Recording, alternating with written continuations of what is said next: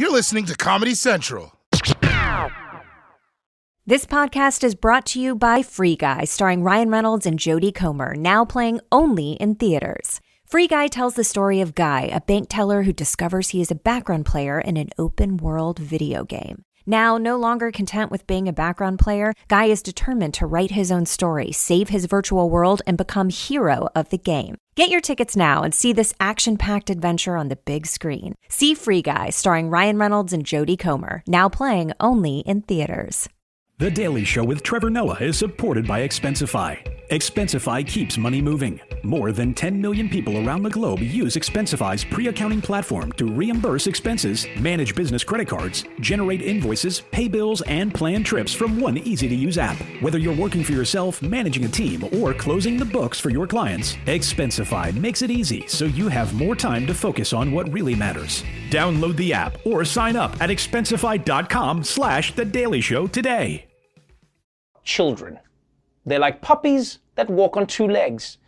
But with the pandemic, taking care of them is harder than ever.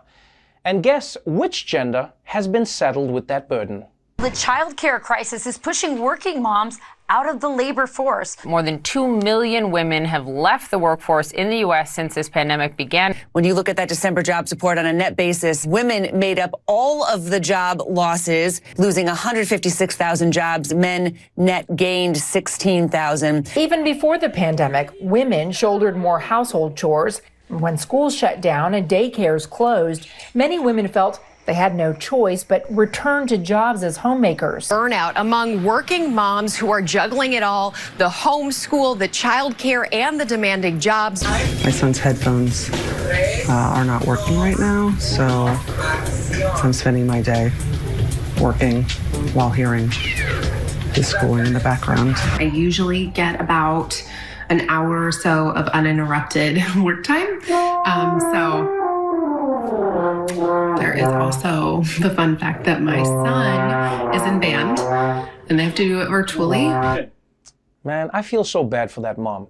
She's got to work with her kid playing French horn in the background? Honestly speaking, all brass instruments should be illegal. No one's ever said car horns are great, but how do we bring them indoors? But look, if your kid has to play a brass instrument, then you should make sure that it's a trombone. Because at least that way, they can provide sound effects for your Zoom calls. I'm sorry to say this, Mr. Chairman, but our revenue is down this quarter. Thanks, Timmy. You gotta admit, moms are taking on so much more these days. Working, homeschooling their kids, running a house, it's a very different pandemic experience than childless people are having.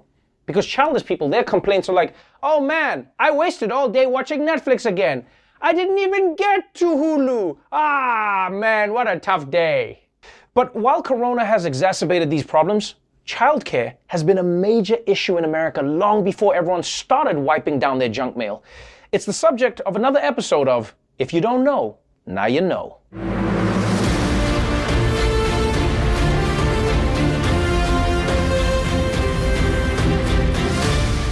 Let's be honest, people. America is great at many things. Rebooting British TV shows, making anything flaming hot. But providing parents with childcare isn't one of them. And the consequences are felt throughout the entire country. The U.S. is one of the only developed countries that does not have free care for young children. Overall, the cost of childcare has roughly tripled since 1990, which is more than the overall rate of inflation. The average cost of care per child is more than $26,000 per year for parents in parts of the USA. That's more than housing and college tuition. Childcare costs can wipe out, or nearly wipe out, any economic benefit the woman would get from working. As a result, women will often stay out of the workforce to care for their child. This is going to cost upwards of $700 billion this year to the U.S. economy in terms of lost productivity. That's 3.5% of GDP. Labor participation rate of women in the United States kept pace with top countries in this area, like Norway, for instance. Our economy would be $1.6 trillion larger. Better childcare is a win for everybody. There's just no downside to it. That's right. It turns out this burden isn't just on moms. It directly impacts the entire country. America is missing out on economic growth, equality, and probably inventions. You know, like a combination refrigerator toilet.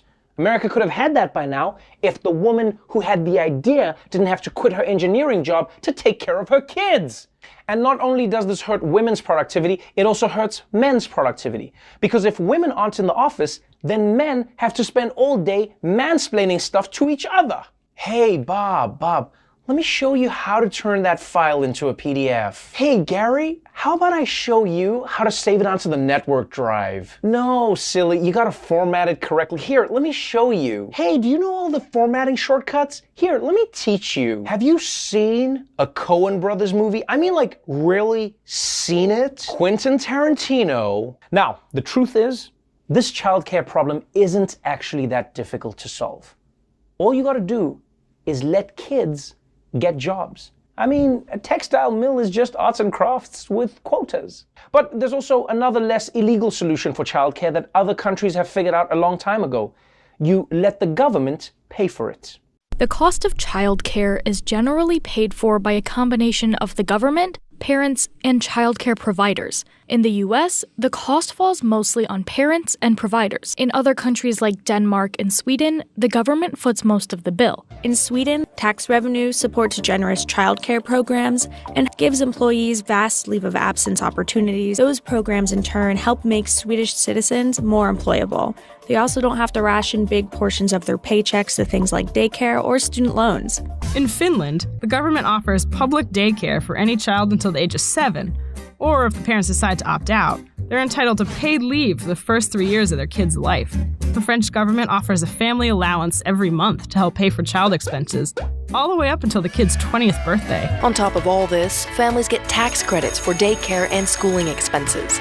It's a generous system that costs the state tens of billions of euros each year, a high cost that's worth it. The more active women are in the workforce, the more they have babies, and more babies means more future workers and future taxpayers. Okay, I mean, that makes sense, but it's a little weird for that lady to refer to babies as future workers and taxpayers. I wonder if she rolls up to her new nieces and nephews like, "Are you gonna grow our GDP? Yes you are. Yes you are." Although, just for the record, she's not totally right. If the past 4 years have taught us anything, it's that not all kids work. But look, overall, I think these countries have it right. And it's actually sad when you see Americans get shocked when they learn how other countries handle childcare. Wait, they get 3 years of parental leave in Finland? That's crazy. But it's not crazy. It's just that other countries expect their government to make life easier for its citizens.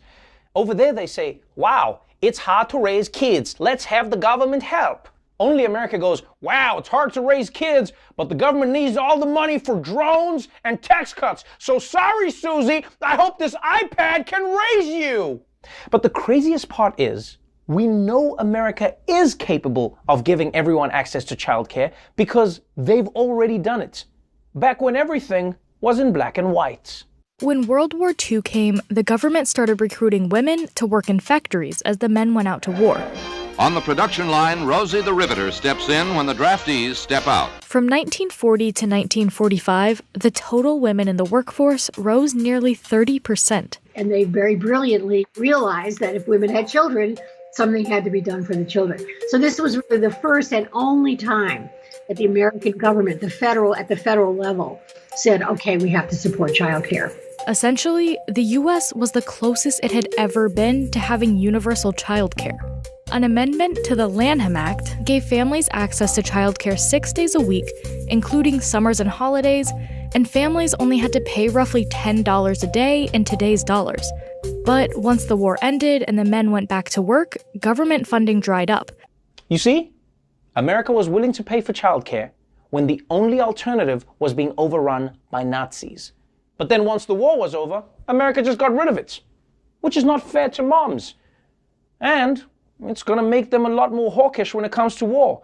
The next time America's got tension with Iran, American moms are going to be like, come on, Ayatollah, you got to make this happen. So the point is, better childcare is possible in America. And it would be great if America took advantage of this global war against the coronavirus to make childcare available for everyone. Because if America misses this opportunity to act, it'll continue to let down its moms, dads, and worst of all, its children. Not now, Timmy!